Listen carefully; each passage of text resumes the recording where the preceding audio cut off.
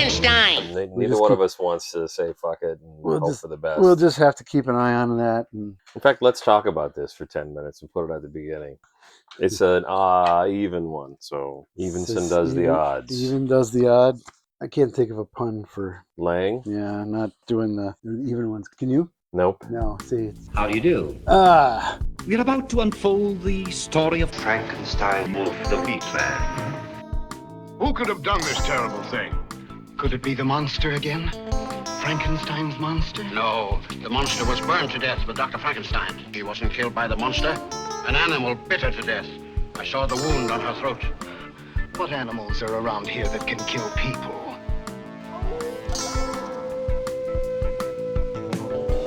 Well, we've warned you. You've been warned.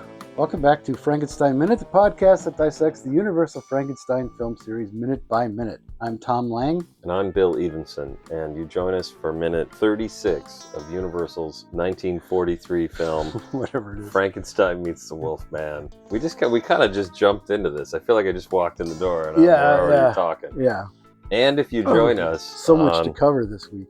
It's going to be a big week. It's epic. It's an epic week. And now watch, every episode will be 22 minutes. And we'll be stretching. Yeah. If you join us on Thursday, May 7th, we are, of course, celebrating we're releasing the celebration. We're releasing the celebration of the release of what film in 1934? Be the Black Cat. That's it. Yeah. A good one. Yeah, definitely one of my favorites. A really great movie where it just takes you over. Like, if you think about it too much, if you pay too much attention, it's a little really nuts. Doesn't make a whole lot of sense. It's an actual satanic cult movie. Yeah, basically. I'm actually not partial to those. I still need to go back and rewatch. What's the big one with Christopher Lee?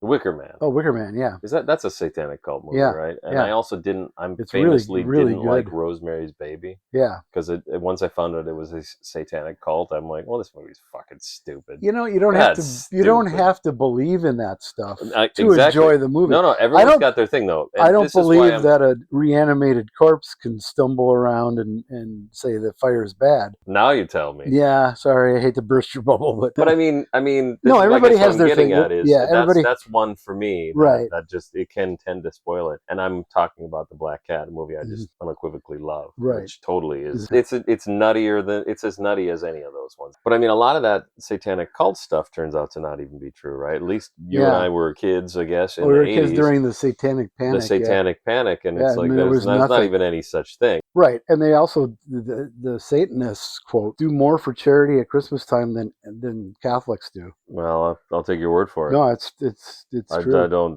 want to. I'm not here to slam the Catholics. Oh, I am. No. Okay, and we're of course also celebrating the birth in 1904 of what film director and producer? 1904.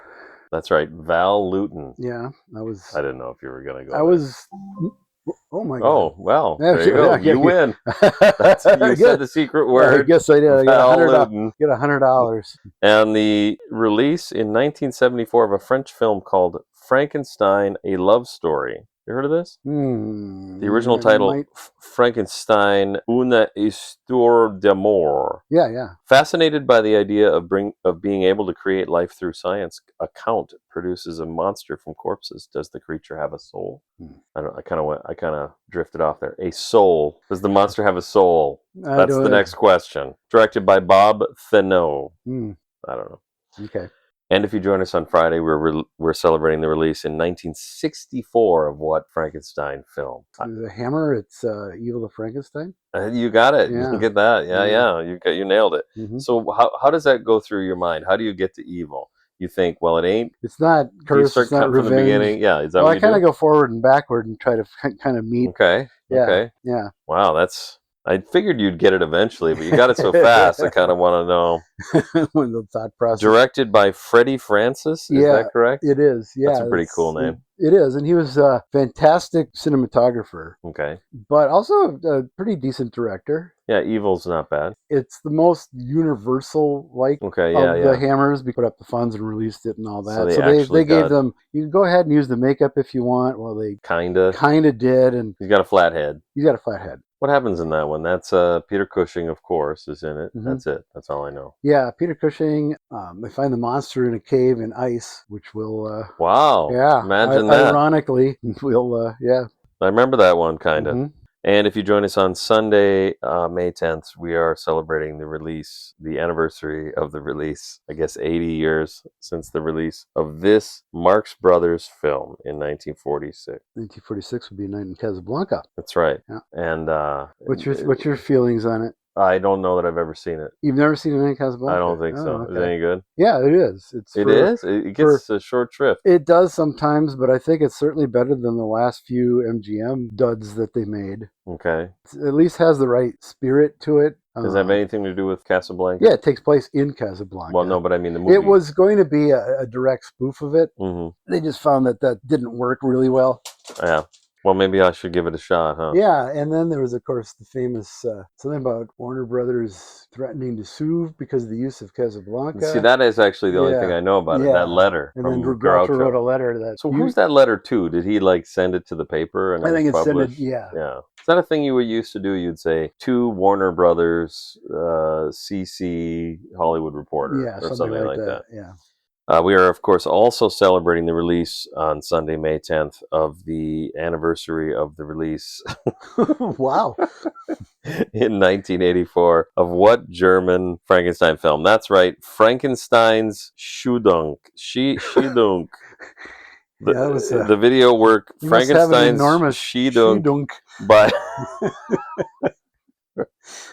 by Monica Funke Stern takes up the motif of an artificial human being which reaches back to the early 19th century. The artist develops her own story of an artificially created woman, directed by Monica Funke Stern. Funke? Yeah. Just like in Arrested Development. I almost went there. Yeah. Monday, on May 11th, we release... We do? I think I've said that every time. We do. We celebrate the release in 1955 of which Ed Wood film? Bride of the Monster. That's right. Yeah. My favorite. My personal favorite. Probably technically his best. It's certainly the best budget he had to work with.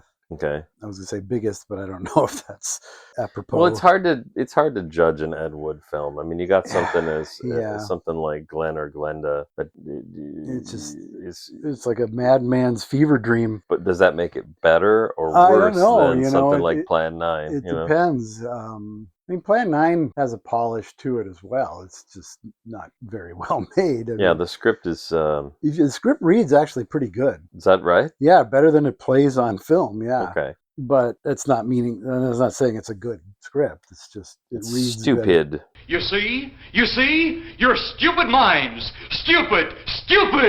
And we also celebrate the release, I got it that time, Hey. in 1936 of what Universal horror classic? Oh, Dracula's Daughter? That'd be the one. It would have to be the one. That's the one. That's a good one. Oh, yeah, I like that one. I like that one, too. Yeah. It's what is this before the code? This is after the code. Yeah. But before the ban. The horror ban. It was like one of the last ones. Yeah. Before the ban. Yeah. If not the last one. Very sexy lesbian stuff going on in this. What do you think about that? I mean, I don't know that it's not overt. Yeah, but it's Anne Rice has said it was an inspiration for her writing Interview with the Vampire. Okay. And it certainly introduced that element in film. It was there since Carmilla, a novel written for Dracula. I don't know. Yeah. Okay. I do. I don't know about this. Yeah. Carmilla? Oh, yeah. Check it out. From, never mind. I'm not going to go Sheridan Lee Fanu wrote it. It's been made as like The Vampire Lovers by Hammer with Ingrid Pitt. It's been made as a film a few times. Okay. This is all news to me. Hey, well, see, you learn something every day. We also are celebrating the release the anniversary of the release in 2013 of the German film Green Frankenstein. Did we already talk about this? Maybe. Hiroshima, Japan. A giant monster attacks a fishing boat and devours the crew. Nope. Frankenstein expert Russ Adams and radiation researcher Takako Mizuno are suspicious. Does this have anything to do with the radioactively mutated creature they raised years ago and that had been swallowed? Keep going. So it's sort of it says it's German, but it's it's sort of it sounds like it's either like a homage or takeoff on something like Frankenstein Conquers the World, or could a new being have developed from its cell remains, or the Gargantua, or something like that? Absolutely. We also celebrate the release in 2002 of Dracula vs. Frankenstein. 2002? That's what it says. The legendary Lost Underground cult horror comedy regional hit.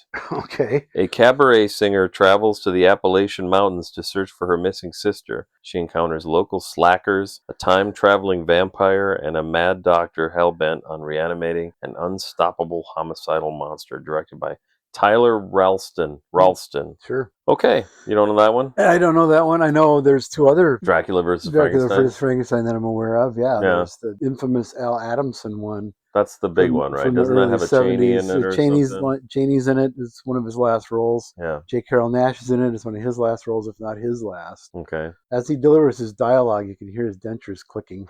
It's very distracting. Fantastic. And who Remote- directed that? Al Adamson. Oh, that's that one. Yeah. Okay. And if you join us on Tuesday, May 12th, we are celebrating the birth of, in 1867, of what actor? Yes. Lionel Belmore. Oh, okay. The infamous Burgermeister. I should have said what Burgermeister. Yeah, yeah. That would narrowed it down to 3. Yeah, there you go. Yeah, he's the Burgermeister in. He's the one I think about. Yes, but I do love E. Clive in Bride. That's true. Monster indeed. I mean, That's true. You can't beat that. No, you can't.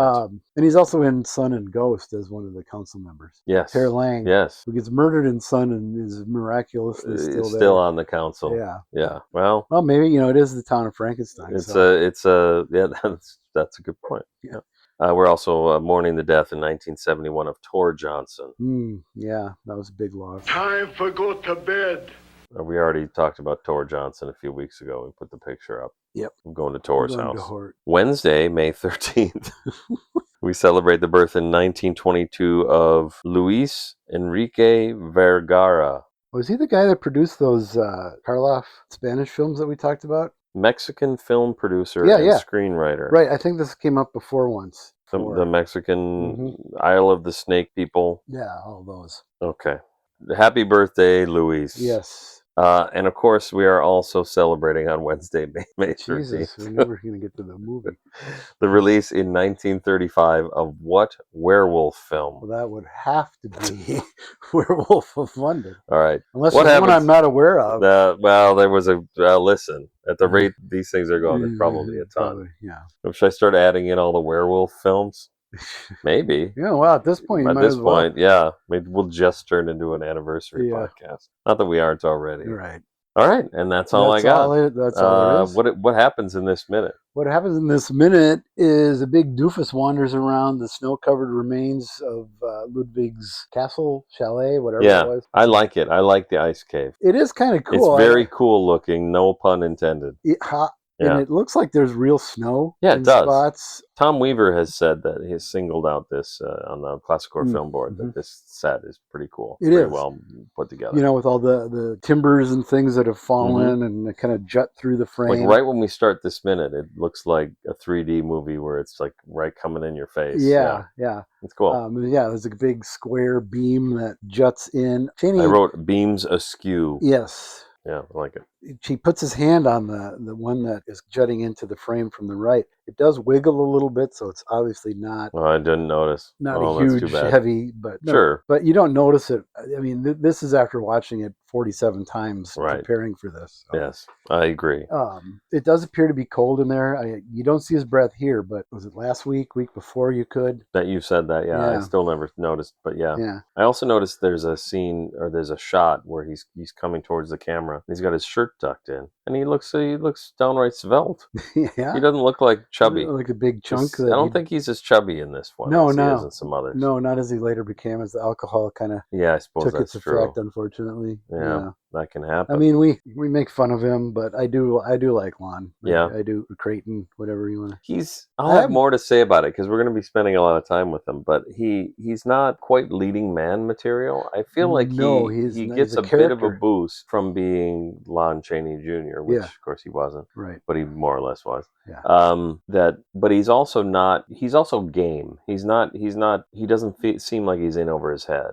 No, I mean, he tries his best. He does. Yeah. And there's certain roles like this where he excels, and there are other roles like the Inner Sanctum ones where he is maybe a little in over his head, but he does give it his best. Yeah. He's very earnest. Count Alucard. I think he's good. I like him in that. I think a lot of that is just his confidence. Yeah. The confidence he brings. And there's a physicality to Dracula in that Mhm. that you don't often see, True. which I really like. That's a good point. He's supposed to be this really powerful being, and you never see it generally, except Christopher Lee. This is. I feel like there's a segue here that we're not going to make, but we're going to be talking You're about. going to make it now. We're going to be talking about an actor who famously played Dracula and his physicality in the coming weeks.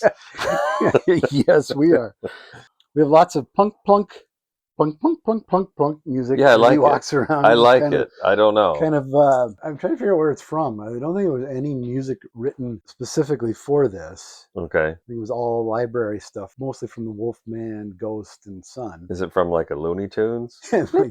Carl Stalling wrote it. Bloop, bloop, bloop. Like the Wile E. Coyote As he runs along, yeah. to one tree. Yep. Bloop, bloop, bloop, bloop, bloop. Yep. He takes in his surroundings, various panning shots of the ruins. Yeah, Yeah, it is a really well lit, well designed set. it is. It looks cool. Like Yeah, you said. this is something I might end up saying a lot over the coming weeks, but I think it bears repeating. This movie that we've been talking about that looks so great and is now reaching the part of the film where things start to go awry. Yeah. Still looks It pretty still great. looks good, I think, Yeah. up till the end. Yeah, Yeah. It looks good all the way through. Yeah. And that's Roy William Neal and the cinematographer, whose name Yeah. I forget. But Neal was meticulous about those sort of things. You can see it in the Sherlock Holmes, Mm-hmm. which were, definitely B pictures. Right. But he invested an amount of care in them that was beyond the scope of. Did he get to make A pictures? Or I mean, he just make B nobody pictures? got to make A pictures at Universal in the 40s. I suppose. Well, Wagner did, and because he did the Phantom of the Opera, George Wagner. We hate the A pictures. I don't care for that. No one likes that That's one. boring. Larry notices a brightly backlit wall of ice Yes. on the other side of an arch. In the script, he sees a shape behind the ice. In the Yeah. movie, I've looked at You it can't. over and You over. just see some amorphous shadows, Like- and it's just like where the snow is darker than where the Yeah. the light shines through the ice. So even without reading the script, that there must be some reason he's doing this. Yeah. You kind of assume that he sees some shape there, but Yeah. we don't see it, We don't which see is a it. failing. Yeah, Yeah, it's a a problem. little bit. Yeah. I like as he starts. Well, you're going to say this, I guess. He starts to brush the snow away. Yeah, maybe we could skip ahead to that. All I just had is that he approaches slowly. He's curious and begins wiping the snow and frost off the wall of ice. I like the finger marks and Yeah, as everything he's- that make it. The one thing I don't like is the reverse angle looking at him, because it looks like he's just miming. Yeah. There's bits of snow falling, but that's just, I think, somebody above the camera dropping stuff. Oh yeah, it looks really bad. Yeah, it looks like But some- I think it would be not as bad if if his hand didn't come into frame at one point, Uh-huh. showing that he's that he's like like miming. we're supposed to think the camera's behind the ice or something. Yeah, It no, works okay if you. Other than that, Yeah. I think. When I say okay, I mean just okay. Just okay. It's not great. Yeah, no. And he kind of makes a face and steps back. Yes. There's a reverse angle over the shoulder of Larry. He's in silhouette on the right. It looks great. Mhm. And there is a vague image of a person wearing black visible through the ice. Well, that's probably Dracula then. And it's wearing black. It's got to be. Yeah, that's Yeah. what he did. Yeah. He was always wearing black. Yep. He's original goth. Or the Wolfman. Or Remember the emo. Wolfman? Could have been yeah, him. could be him. Picks up a rock and begins smashing at the ice. In the script, it's a log, but Yeah, I it know, makes no difference. Yeah, doesn't matter. No, Yeah. I just thought I'd mention. Yeah, I that. did. I saw Got to that. single out the script differences. Yeah, That's why we're here. I saw that. Otherwise, somebody be saying, "Why didn't you mention?" mention the log? Yeah. Don't do that voice for our listeners. They're a highly educated and And yet erudite and yet they group listen of to this people. Good drivel. looking. Yes, exactly. Yeah. They just are unfortunately attracted to drivel. Yes. Yeah, like so many of us. Yeah, And like this is why we watch. That's this why we're film. here. Yeah. kind of. He breaks up the ice. I'm sure it's about an inch thick or so. Yeah, I'm sure it's that candy glass just made really thick. yeah. He does a really good job of Smashing it. chipping away at the Mhm. ice without smashing through and Yeah. smashing the dude in the face. He Is does. Chaney He does. A piece does hit a him. piece? The next Oh yeah, minute. yeah, very Yeah. much. But is Chaney being cautious, or is Talbot being cautious, or both? Probably both. Yeah, Because, it's a person, so he doesn't want to cause any harm, I'm assuming. He wants to help them get out, or at least see what the hell is behind there. yeah, And I'm sure it's Chaney being cautious not to hurt the actor Yeah. who's physically sitting like, he's not always like that though. oh no, Yeah, we've seen that already. yeah, Yeah. exactly. I guess he's got to Yeah. take his time doing Yep. it. Yeah, and the music is very suspenseful as he does it. I mean, if he just hit it a couple times and it broke away, it wouldn't be that That's right. dramatic. Yeah, exactly. So do it little by little, and it looks cool. Yeah, And it reveals that there's a it very. looks like ice. It does. Yeah. It must be ice. I mean, you know what I mean? It's not. I think it's the sugar glass, but Oh, you do. yeah, Okay. because if they had to do it multiple takes, Okay. that's what I think. And maybe it is ice. I don't know. Yeah. It's there for a while as he's scraping the snow off, and you got to think this is at least a day's worth of shooting. Well, this is the other thing. As So- we're talking, I'm thinking next minute he's still doing it. So how much do we talk about it? And so I have other things to say about it, but I think I'll talk about them next. Yeah, week. I got a lot more, but Yeah. he reveals a very, very, very well lit Frankenstein monster. Yeah. That's where's that light coming from? Yeah, played by we'll see. I like it. Yeah, we'll see. That should be for next week. There's a quick reaction shot of Larry stepping back, and the minute ends. There we go. Got any more questions, wise ass? All right. How many minutes are we at? We're good. Then I won't try and fill. Just start vamping. The sound of Bill fumbling with his phone can only mean one thing. It's time once again for. Forgot that you need to do that. Yeah, do that. Got any wise ass comments? Wise ass is brought to you by Patreon.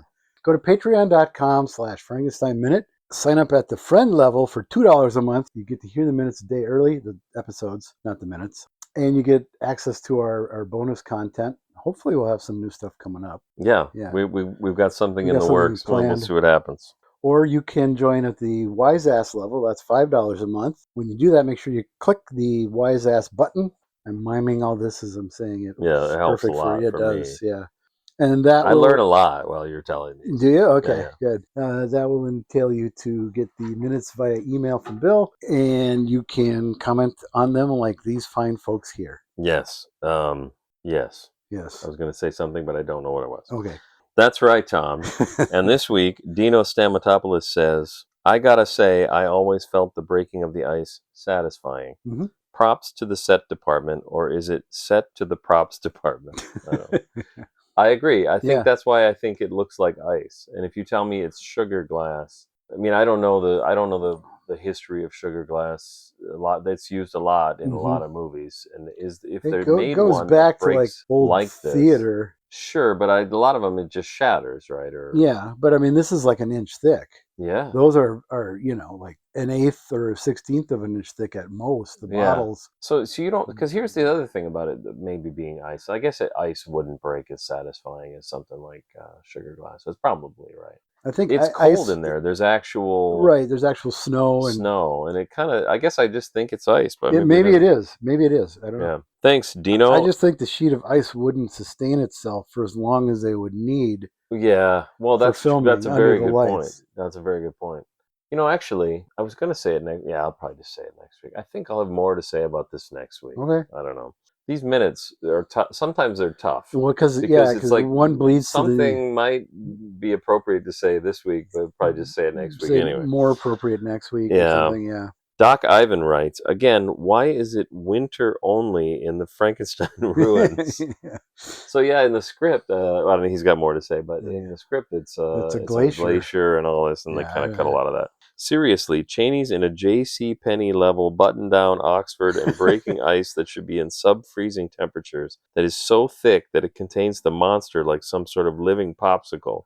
Someone get me the same peyote the writers were ingesting while penning this shit. Oh my goodness. Oh, yeah. Logically, it doesn't make a whole lot of sense. Visually, it's fantastic. Well, there you go. Exactly. I just think it's very evocative. And that image, as we referenced earlier, the image of the monster encased in ice. Yeah. It'll happen in the next film. It happens in like Marvel Comics. Their Frankenstein. Captain America? No, they did a Frankenstein monsters comic book. I see. And he ends up being frozen in ice and then is unthawed, whatever. I used to make fun of. I've always thought unthawed is fine. It is. I looked it up. Oh, it is. Okay. I used to make fun of my mom For saying unthawed. for saying unthawed. What are you going to put it back in the freezer? Unthawed, but it's actually the same thing. It's just like how after we die, the dictionary definition of literal will just be nonsense and gibberish. Yeah. Thanks, Doc. I actually almost agree. I have felt that way while watching this film. Like, what the fuck is going on? How did all this happen? Why is it frozen under there and it's not anywhere else? Yeah. But Dino Stamatopoulos replies, didn't Dr. Niemann call it a glacial ice cavern? And then he says, looks like there's one in Switzerland. We're getting closer to finding out where Visaria is. And he includes a link to a glacier cave. Something about a glacier cave. There is a glacier. Glacier adventure. Oh, and then the stupid thing came out. You can go inside a glacier. And Doc, whoop, whoop, beep, boop, boop. Doc responds, perhaps. Okay, well. Well, the gloves are off now. It's Doc versus Dino. Thanks, Doc and Dino. This is a good conversation. Well, there's a glacier that figures prominently in the novel Frankenstein. It's where but is it Victor... It's in Switzerland, yeah. It is, okay. Okay. Yeah. All right. John Hazard writes. And it's real. It's a real Frankenstein, the novel? Yeah, it's real. It's real? Yeah. Oh, I didn't know. Okay. You should have told me that about 5 years ago. Yeah, It would have changed a lot of my notes. Sorry. John Hazard writes, it's a good thing that ice was just a thin wall and not a solid block. Otherwise, Larry's desperate hacking would have messed the monster up, but good. An archaeologist he ain't. Yeah, that's true. So it's funny because I see both sides of this. Yeah. It is odd, and I thought it was odd on first viewing that the monster's sort of just behind it. Behind a wall. Yeah. He's not frozen in the ice, which is what you would expect Which from... I think is what is inferred. Yeah. But I think, as John points out, the physical practicality of that is prohibitive. Yeah. For him to hack at that, it would be hours and hours and hours. In Evil of Frankenstein, they melt it. They light a fire and just melt it. Well, I think they do that in the Avengers comic when they find Captain America. Captain America. I guess it just seems like... But what's funny is, as we're talking about this, all of that is dumb too. Because in reality, you'd probably find, if there's ever anybody that was frozen and that could be unfrozen, it would be... do you actually have the Marvel comic of Frankenstein that you're talking about? Yeah. Look at you. He pulled it off the shelf. It's right behind him. Yeah. They'd probably just be frozen in the water underneath a frozen lake, right, or something like that. If when he started hacking at that, water came out, that would be kind of cool. But that's true too. Obviously, didn't have the facilities to do that in 1942. Anyway, I'm trying to find it, but it's in there somewhere. It's in there somewhere. Your word for it. Yep. The Monster of Frankenstein. Yeah, great title. It was a good series. I liked it a lot. Thanks, John. Vincent writes, I'm imagining a world where the Frankenstein part of this movie was completely hidden upon release. Can you imagine being in the theater thinking you're just watching Wolfman 2 when this happens? Yeah. I actually really love that. Yeah, that would have been a better way to... That would be really cool. Yeah, the title... Nowadays, that kind of happens. It does, yeah. You'll watch a movie and then all of a sudden, there's someone else in it. Like Marvel will do that. Like you watch Iron Man 2 and Black Widow's in it. Right. I don't know. I can't think of an example. Yeah. It's like the best example I came up with off the top of my head. They kind of did that with the movie Them in the 50s. About giant radioactive ants, but nothing in the title or publicity or anything led you to believe that. So if you're seeing the movie for the first time, when it's revealed that that's what they are, wow, it's pretty cool. Of course, then everybody ripped it off, and then you had films called Tarantula. Sure. So there's no big surprise, but they still treat it like it's supposed to be a mystery as to what this is. Like, well, the fucking film's called Tarantula. It's a tarantula. It's probably a tarantula. Yeah. Or the birds. That's overt from the beginning, though, because, they're in a pet shop, there's birds everywhere. Yeah. It sets itself up, and that's the title of the story that it's based off of. So. Yes, I agree. Thanks, Vincent. Yep. Thanks, Tom. You're welcome. Good night. Good night. Time for go to bed. Aye, it is late. Shall we retire?